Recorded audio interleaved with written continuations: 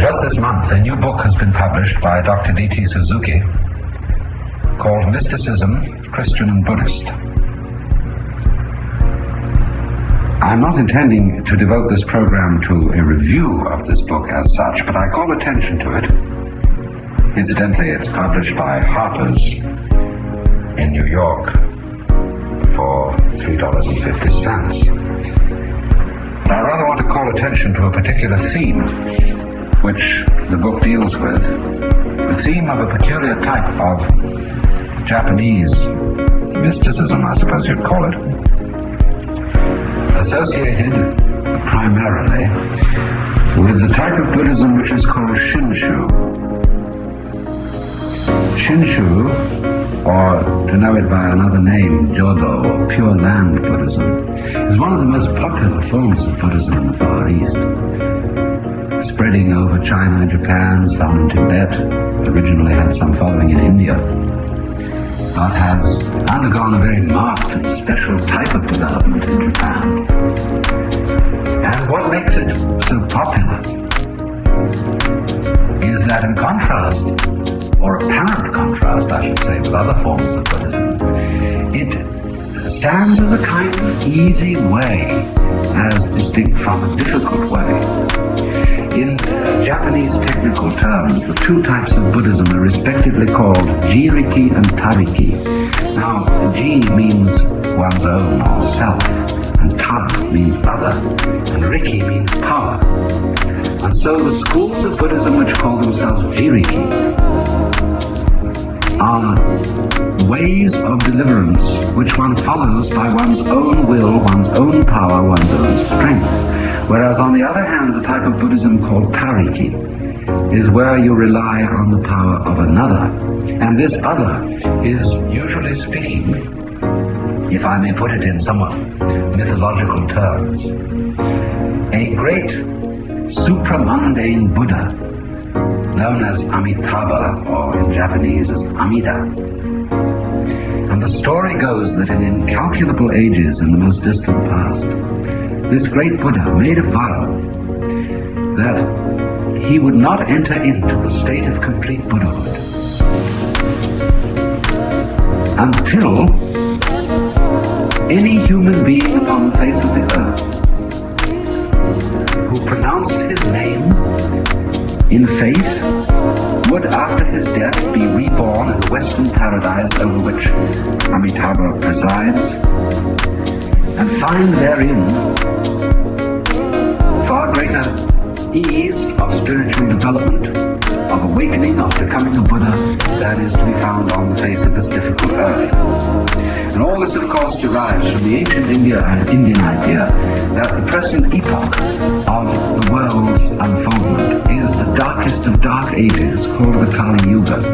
And in the Kali Yuga, or the Mappo as Buddhists call it, it is peculiarly difficult to advance towards any kind of spiritual development, because it's an age of decadence, the end of which will witness the total destruction of the world prior to its remanifestation at some future time. And therefore, the story goes on to say that this great Buddha, Amitabha, did in course of time attain to complete Buddhahood, signifying the fact that his vow is fulfilled, and that anyone who simply repeats the formula Namo Amitabhaya in Sanskrit, or in Japanese Namo Amida Butsu, which is roughly translatable in English as the name of Amitabha Buddha, or Namu is used in, the formula is used in Sanskrit or Japanese, somewhat as the French say, nom d'un nom, where they just say name, meaning hail, I suppose, in English. We have no real equivalent of it. But the idea is that anybody who repeats the name of the Buddha, Amitabha, in perfect faith, will without any other effort, any other kind of spiritual endeavor on his own part, however evil, however depraved he may be, he will be reborn after death in this spiritual state in which the task of becoming a Buddha is rendered so easy as to be, as we should say, a perfect cinch. And of course, all commentators on Buddhism say, well, this of course is how religions degenerate. They become popular, pie-in-the-sky selling organizations where absolutely nothing is required of the faithful except an occasional contribution. And the easier you make it, in contrast to the other sects which make it more difficult, the more people will flock to your following, the fatter the contributions will be, and it all ends up with a prayer wheel, where all you have to do is make the thing revolve. You don't even have to think about it, and incalculable supernatural merits are stored up on your behalf. But it's very dangerous to jump to conclusions of this kind about this type of religious or spiritual manifestation, because in practice the Shin school of Buddhism has had some of the most remarkable adherents and produces a type of personality which is known in Japan as a myokonin. Literally translated, myokonin means a wonderful and fine man. That's just a literal translation which doesn't at all convey the sense of this kind of personality, the myokonin. But the myokonin, a man like Shinran himself, who founded the Shin school of Buddhism in Japan, is a man who has in a way understood the profounder meaning of the doctrine of this school. And perhaps before I talk about the personal characteristics of the myokonin, I should try and indicate what may underlie, what may be the deeper meaning of this seemingly decadent, highly popular and easy form of Buddhism. Perhaps the best way to do this is by means of the critique which this particular school uses against those who follow the other way, who follow the way of Jiriki or self-power.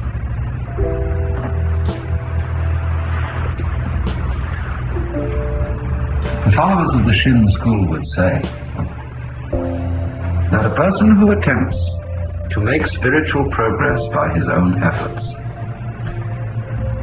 is battling against the worst possible obstacle to any progress at all. And that is that in thinking that he can do it himself, he's like a person trying to lift himself up by his own bootstraps. Or to put it in another way, he suffers from the pride of imagining that his own will, his own energy, is sufficient to change himself. After all, if he needs changing at all, it is precisely the character and the motivation of his own will and his own energy that needs changing. And how is this change going to be achieved? By that very will which so stands in need of change. To put it in the more usual language of this school of thought, they say that the average human being is so weighted down by karma, that is, if we put it into more modern terminology, we would say he is so fundamentally conditioned by his upbringing, by his social environment, by the temptations of the world, the flesh and the devil, that there's really nothing he can do to make himself any better. And everything that he does do is simply a manifestation of the same conditioning, masquerading like a wolf in sheep's clothing. Therefore, if the human being cannot transform himself, if he is to be transformed at all, he must rely on some power greater than his own. Now, of course, this other power may be represented figuratively speaking, like we represent God in the Christian tradition, as a spiritual entity or force or intelligence quite other than and apart from man, or it may be represented, on the other hand, as other than us, in just the same way that the functioning of our own bodies, the beating of the heart and the operation of the lungs, goes on quite independently of the conscious will, and is other in that sense, although in another sense, those unconscious and automatic or spontaneous functionings of our organism could be understood as more fundamentally and truly ourselves than the things that go on in our rather superficial consciousness. And if you interpret it in that latter way, the idea of tariki, or reliance on the power of another, is really reliance on something deeper in yourself than your surface consciousness. And that, I think, is the sense in which the profounder followers of this school of Buddhistic thought understand the doctrine. So the Myokonin, or, as I said literally, the wonderful fine fellow, is the kind of personality which this doctrine engenders. Now, what is he? He's the kind of person who has realized through and through the fallibility of his own humanity. He's the kind of person who knows himself thoroughly, who has a rather wry and humorous view of his own, shall we say, his own high motivations and ideals. He knows himself thoroughly for the rascal that he is, and doesn't pretend to be anything else. And this, if that were all the word to it, is a very likable form of fellow from my point of view.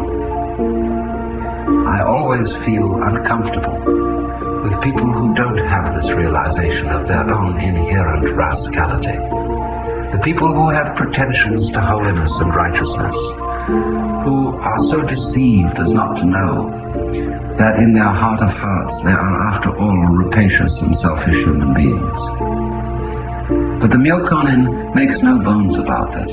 He knows that's what he is, and he knows that by the exercise of his own will, of his own intention and his own conscious effort, he can't be anything else. And so there is in him a kind of fundamental honesty and sincerity from the start. What he goes on to be beyond this is something a little different.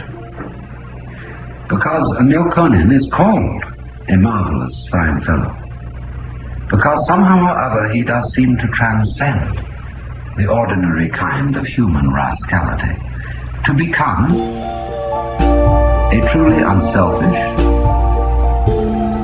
a truly human being, loving others, understanding others, sympathizing with others, a wonderful, compassionate man, because he has been enabled to love himself, to accept himself in the profoundest possible way. For if you translate into more modern and less symbolic language this idea that by the mere repetition of a formula, by the mere act of faith in the power of a transcendent divine being, one is able to be saved or made a Buddha or perfected just as you are by an act of magic which lifts you up and transfers you to another realm. If you translate that, as I said, into a more contemporary way of talking, it would be to say something like this: that the intent of this symbology is to say that the condition of growing psychologically and spiritually is to let yourself alone and not to fight against what you are. The more you try to make yourself great, to make yourself unselfish, to make yourself loving, you are simply tying yourself psychically into a knot a kind of paralyzed state, which makes it impossible for you to be anything except, as we might say, all balled up. But if, on the other hand, you let go of yourself and do not try to change yourself, you relieve yourself from this inner tension, you, as it were, unblock the conduits of psychic energy within yourself by not straining on them, and are therefore enabled to grow naturally like a tree or a plant. And this is exactly the attitude of the Myokonin. I think that one of the most fascinating of these characters is one who, as a matter of fact, did not actually belong to the Shin school of Buddhism, although he has in many ways entirely the same spirit, because at root there is not so much difference between this profounder understanding of the Shin school and other types of Buddhism, such as Zen. Zen is ordinarily understood to represent the extreme of the Jiriki way, of fighting along by one's own strength. But the intent of the Jiriki emphasis of Zen, the self-powered, the willful, striving sense, is something like this: to exert one's will to the utmost in order to realize its futility, to make the most desperate attempts to change one's motivation and one's conditioning in order to discover that in the last analysis it can't be done, and that it is merely the futile struggle to lift yourself up by your own bootstraps. And so, as a result of this, the Jiriki form of Buddhism produces very often the same type of personality as the Tariki.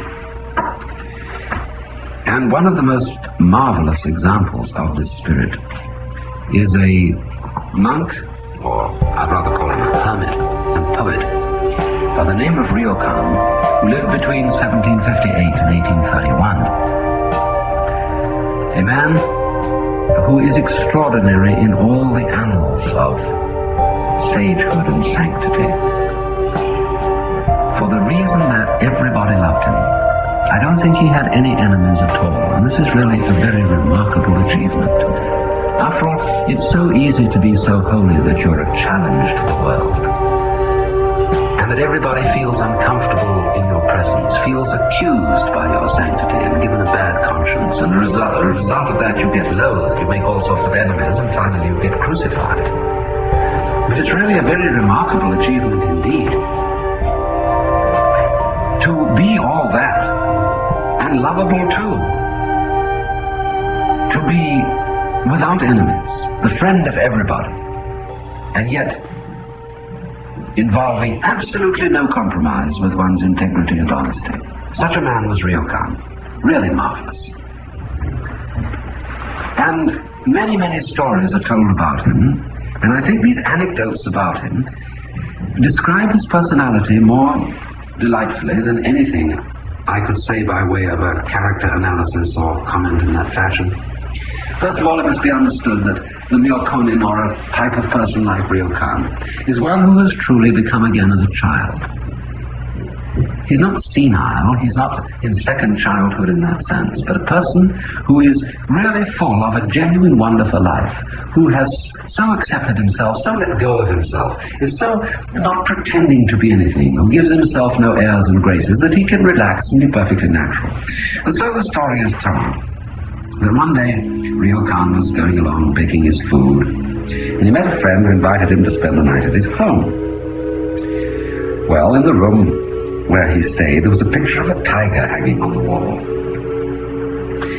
And Ryokan looked for a long time at the picture, and was so intrigued by it that after a while he came to feel that he himself was a tiger. He fell to the floor, and running around on all fours, he growled at the tiger in the picture. He said. The tiger seemed to look at him and answer him. Ryokan again shouted. And the tiger seemed to answer. It appeared to be going to approach him. Ryokan, getting a great deal of fun out of this game, repeated it many times. But just then, a maid of the house appeared, and was quite astonished when she saw the priest on the floor. For a moment, she didn't understand what had happened and was very frightened. And then she recognized him. Oh, Ryokan-sama, so it is you who frightened me so much. What are you doing now? Startled by her voice, Ryokan stopped his game of imitation and shamefacedly spoke to her on his knees. Did you see what I was doing? He asked. You did? Oh, that annoys me very much. But, good maid, please keep it a secret. Otherwise, I won't know what to do, for people will think I'm crazy. And then there's another story, which tells of a servant boy who came to the little hermitage where he lived in the mountain, bringing a letter from one of his friends. And just at that moment, Ryokan was absorbed in trying to juggle his begging bowl on the top of a pole. When the messenger called out and delivered his letter, Ryokan stopped his juggling for a brief interval, glanced over the letter, and wrote his answer. The bearer made his departure, and Ryokan resumed his play. His bowl, time after time, slipped down to the floor, but again and again he'd set it up on top of the pole. Many hundred times did he struggle to accomplish this feat. And after some time the messenger returned. Ryokan was so engrossed in his play that he felt annoyed at this interruption and did not pay any attention to his visitor. Well, the boy waited for some time and finally called out in a loud voice, Ryokan-sama, look here, what does this answer mean? My master is angry with me and has ordered me to ask you to take back the letter you wrote before and give me your real answer. Please do so. Ryokan then had pity on the intruder and opened the letter he had written only a short time before. And what was his surprise when he read, the bowl turns round and round. He broke into laughter. Oh dear me, excuse me, I made a mistake, he exclaimed. He then wrote another letter. But as his mind was filled with thoughts of the bowl and its play, the answer didn't come easily.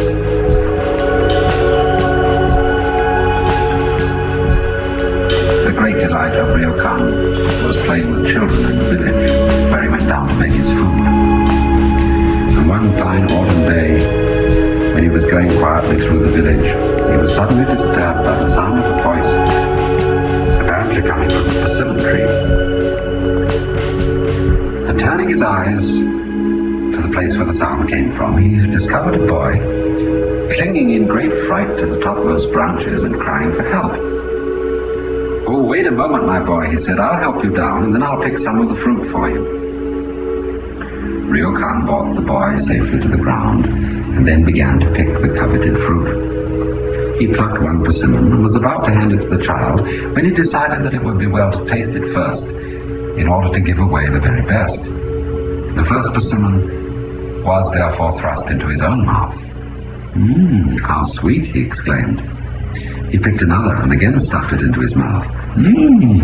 Good. Again and again persimmons found their way into his mouth, accompanied by the exclamation, sweet, how sweet, to himself. Oh, dear me, he said, pardon me, do forgive me. I shall pick the best for you now, the very best of all, and as many as you like. Saying this, Ryokan dropped persimmons to the boy, one by one, all red and very sweet. And then there was once someone who told him that if you picked up money on the road, it made you feel very happy. So one day as he was traveling back to his hermitage, he thought he would try and see what it was like. Accordingly, he took some of the coins which he had begged from the villagers and let them drop to the ground. He then picked them up, one by one. But though he did this many times, he didn't experience any particular feeling of joy. I can't understand it, he said. They tell me that it is pleasant. Surely they wouldn't deceive me. He tried it again and again, but always without any result. In the process of dropping and picking up his money, he gradually lost all he had in the grass. For a long time he had to search for the money, but he found it at last, and then with a cry of joy he exclaimed, I understand now. To find money is certainly a delight.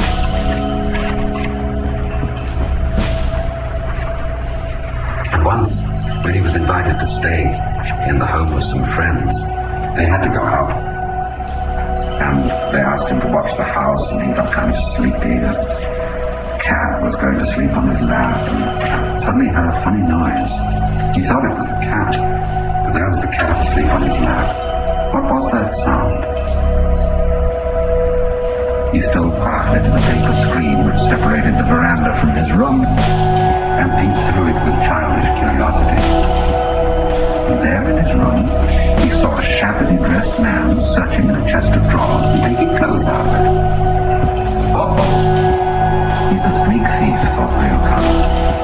Of course, Ryokan didn't want a thief to take clothes from his friend's house, so he made up his mind to frighten the robber and drive him away. He therefore crept into the room and stood behind the thief. And the robber, utterly ignorant of this, went out of the room with a package of clothes and hastened into another room to look for more. And Ryokan followed stealthily, stepping always about 10 feet behind him. And when the robber turned to the left, he also quickly went to the left. And if the thief turned to the right, Ryokan did the same, always just behind him. Another slight turn brought the robber almost in Ryokan's direction, but the priest was so quick that the thief didn't see him. It seemed to Ryokan as if he were playing a game of blind man's buff. So absorbed did he become in the game that before he knew it, the thief had slipped away with a stolen package. The priest suddenly came to himself and realized what a serious mistake he had made. But his concern was not so much over the lost things. His heart was full of pity for the thief, as he thought of his shabby clothes and his sad face. Late in the evening, when the family returned and were full of dismay when they saw what had happened, but Ryokan just sat in silence and smiled as usual.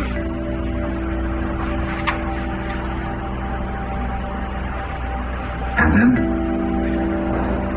among his written effects was found this curious little document.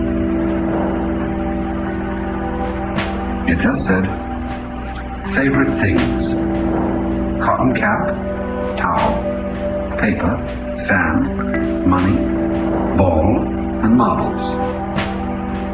Necessities: bamboo hat, gloves, stick, bell. Things for travel: some clothes, an oil paper cape, a bowl, and a bag. Don't forget to read this before starting, otherwise you will suffer from want. He liked to smoke too. He was very fond of tobacco, and he always had a shabby old skin tobacco pouch which he kept his tobacco in. Very often it was empty. Then he would go out on the streets with his tobacco pouch tied at the end of a long string down his back.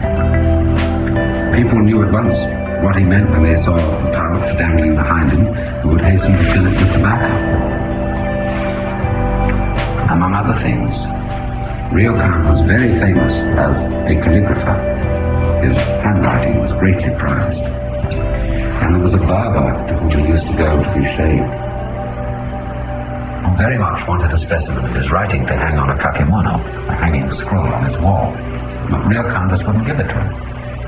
Well, one day, in the middle of shaving his head, the barber stopped and left him half-shaved and said, "Now, I won't go on and finish shaving unless you give me the piece of writing I want." So immediately, Ryokan wrote it for him. And then the barber finished shaving him. The barber couldn't read. And some days later, when somebody who could read came into his shop, said, "Why, this inscription is incomplete. There's a word missing."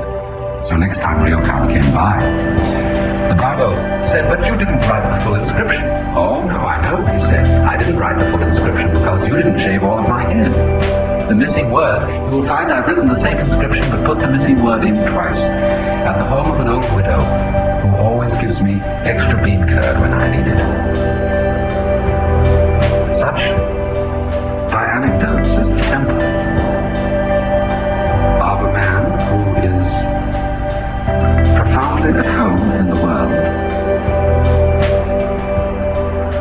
and difficult to think about, difficult to talk about.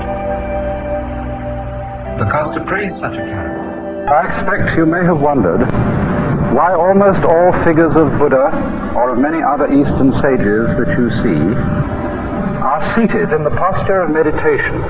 The way in which he is seated and the whole cast of his features and of his expression symbolize a certain attitude to life, a certain way of looking things, which in Indian and Chinese philosophy, features and of his expression, symbolize a certain attitude to life, a certain way of looking things, which in Indian and Chinese philosophy is considered essential to sanity.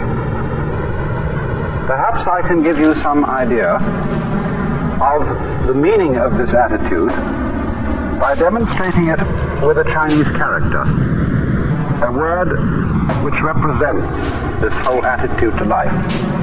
Most of you probably know that Chinese characters are originally picture writing. Half of the character is said originally to have represented some water bird, perhaps a stork or a heron, and the other part of the character is first of all a sign meaning the human eye. And then you put legs on it, the activity of the eye, and that means seeing. And the whole character is pronounced Guan. And it means a certain kind of observation, a certain way of looking at things which might be typified by the image of a heron standing at the edge of the water. The whole meaning of this attitude to life is what is summed up in the entire Eastern idea of meditation, typified in these Buddha figures. And I want to try to explain to you something of the meaning of this attitude to life. For fundamentally, meditation is not so much an exercise as it is a certain way of using one's mind or one's consciousness. Because normally, most human beings, when they use their eyes or their ears, are constantly and chronically straining to see and to hear. And when you come to think of it, that's very odd, because our eyes don't work by effort. They don't have to go out and get the light. The light comes to them. And in the same way, sound comes to our ears. And even the sense of touch comes to our fingertips. We don't, for example, have to press a thing hard. If I want in the dark, I'm trying to fumble and feel what this is. I don't have to press very hard to feel it, because the sensation simply of the hard object comes to the nerve ends in my skin. And so it's strange, isn't it, that we have acquired the habit of a constant and chronic effort to see clearly and to hear clearly. I think part of it comes from school. You know, when children are listening to a teacher in class, they're always twisting and jiggling. And the teacher says, "Pay attention!" And the children immediately, to ingratiate the teacher, are able to sort of ham or act what paying attention is like. And paying attention, of course, is staring at the teacher. Yes, we're very interested in what you say. And sometimes, to get their concentration clear, they curl up their legs around the legs of the chair and go into all these strange attitudes so that the teacher knows they really are trying very hard to attend. And it is through such conditioning of that, through being taught that we must try to see and try to hear in order to have clear sight and clear hearing, that we learn constantly to strain our senses in their use. But as a matter of fact, this impedes the clarity of our senses, because if you will try staring hard at a book in front of you, you will find that it becomes fuzzy. Also, in the same way, if you're trying to listen, say, to a telephone conversation while the children are running all over the house and screaming, if you try to listen to the telephone, you'll get very angry and you'll have to stop to yell at the children to make them be quiet. But on the other hand, if you just let the sound come to your ears, you'll have no difficulty at all in hearing. So, you remember, when that heron was watching for fish, it wasn't just all over the place for all that fish yet, no. Heron was just quiet like this. And as it were, the whole area of vision is simply coming to the heron's eyes. And the moment it sees a ripple in the water, it darts down and gets the fish. Now, I don't think it's only that we have been taught by teachers and parents and so on to try to see and try to hear clearly. There are other factors in the problem. And one of them is that while we are seeing and hearing, we are trying to make sense of our world by thinking about it. And the act of thinking also introduces an element of strain into the use of our minds. And I think the reason for this is thought is linear. You know, it goes one word after another. It's strung out in a line. We think thought, one after another.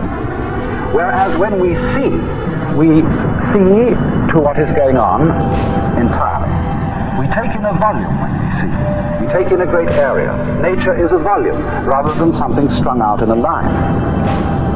But when we think, we get one thought after another, and so the process of thought is much slower than the process of seeing and using our consciousness or our mind as a whole. And this then requires a sudden effort to make thought keep up with what we are seeing or what we are hearing. Also, you see, thought works by abstraction. What do I mean by abstraction? Well, a lot of Chinese characters are abstractions. If we take, for example, the Chinese character for man. Now, that was originally the head and legs of a human figure. Everybody knows that's a man. But as a matter of fact, it cuts out a great deal of man. This figure cuts out all the details and gives us a simple image which we can grasp all at once.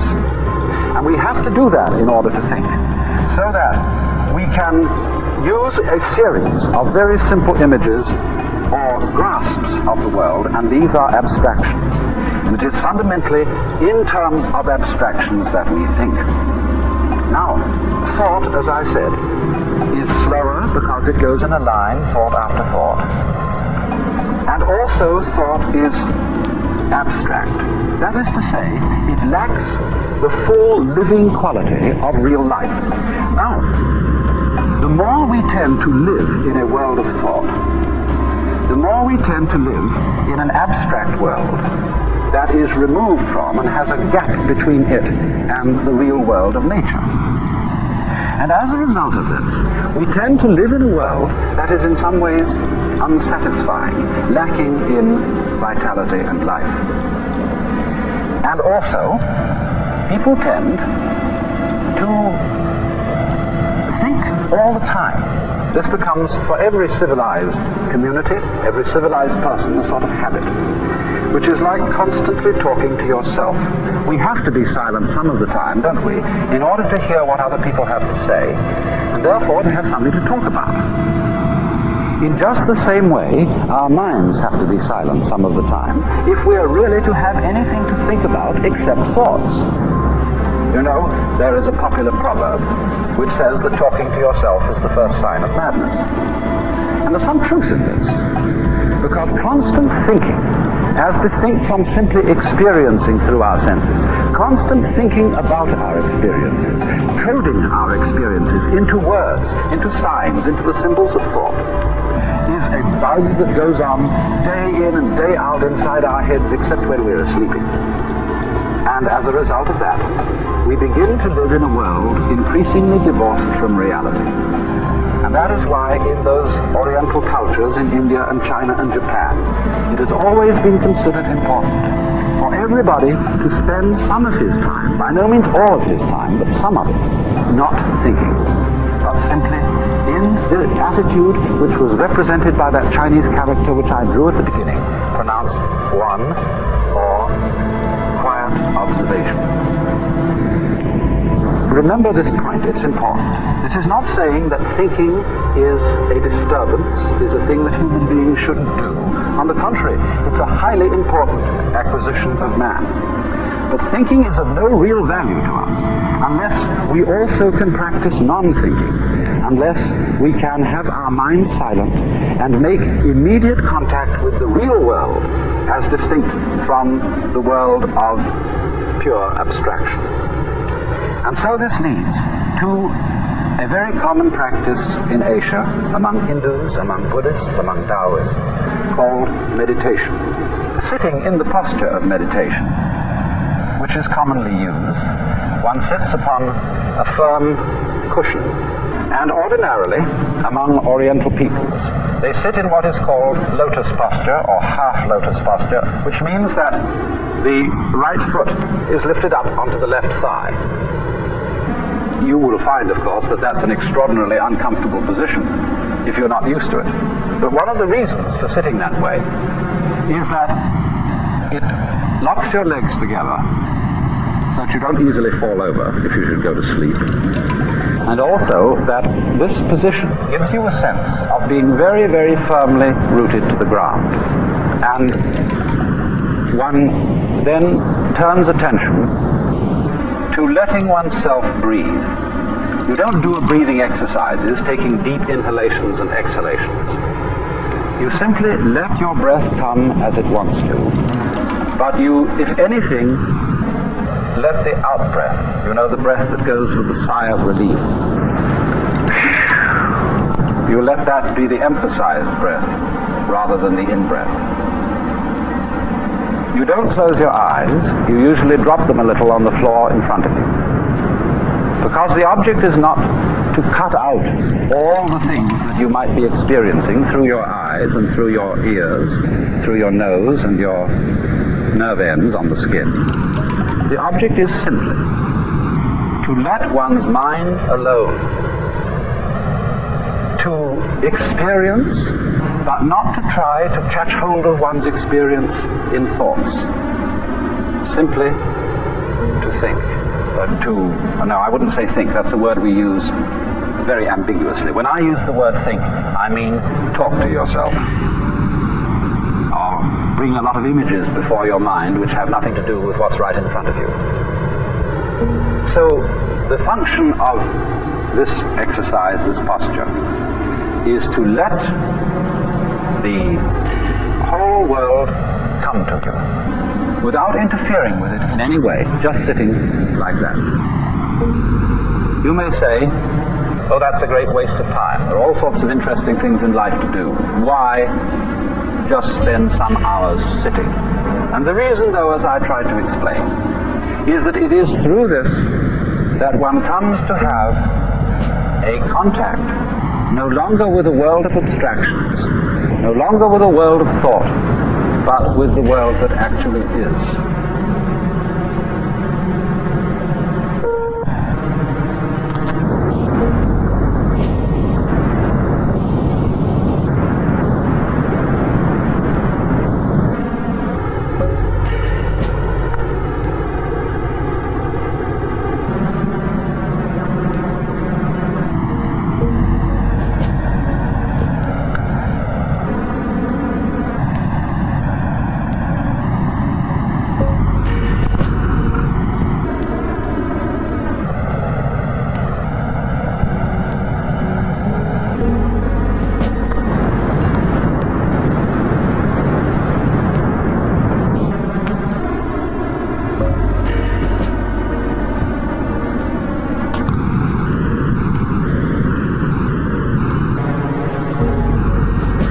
As you do this,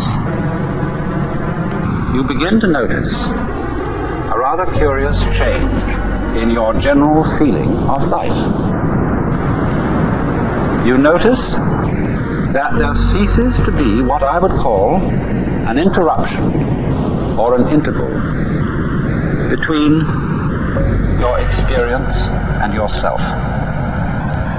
You see, in our ordinary way of using our minds, the chronic sense of strain, the chronic attempt to think about and make sense of what we are feeling, is what we call our ego. If you say, I experience my own existence, I am aware constantly of a knower behind and receiving all that is known, then you get this chronic sensation of there being an I, a self, who has all these experiences, and that I or self is what we call the ego. And This chronic sense of strain is our, you might call it our psychological blocking against our experience.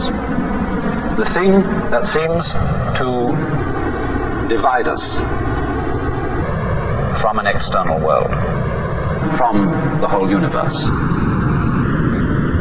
But when in this way the interval begins to diminish, we begin to experience our world as ourselves. There is no interval, there is no interruption between the knower and the known. Just as when we are completely absorbed listening to music or dancing to music, we are not aware of our separation from it. We go right with it. And so in the same way, when the mind responds instantly to what the senses bring, it seems almost as if the mind and what it experiences were one and the same.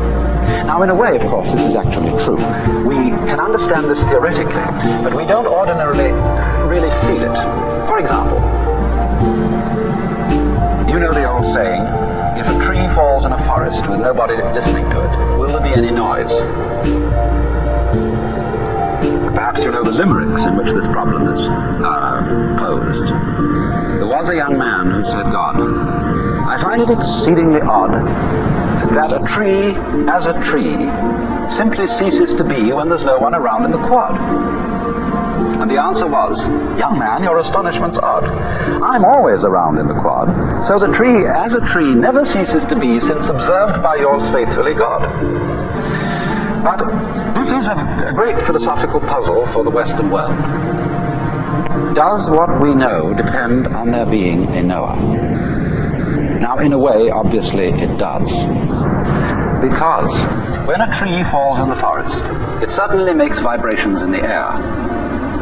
But those vibrations in the air do not become noise unless they vibrate an eardrum. So in the same way, the light from the sun does not become light unless it falls on an eye, an eyeball. And two, we could say the external world is full of hard things. But nothing is hard except in relation to the soft surface of the human skin. Nothing is heavy except in relation to human muscles. So if there is not a human organism, the world does not appear to us at all as having any of the characteristics which we attach to an external world.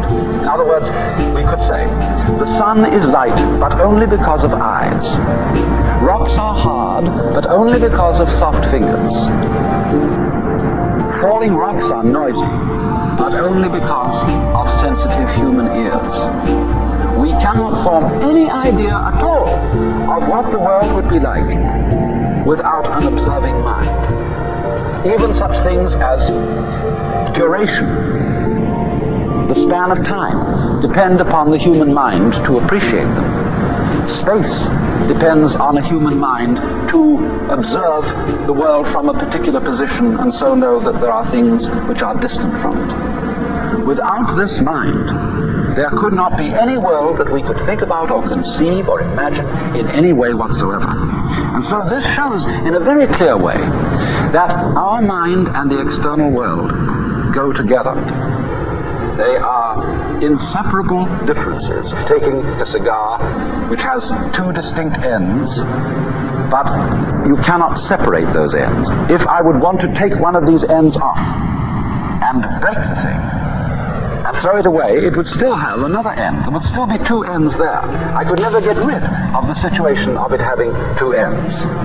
So you see that although the two ends are different, there is just one object.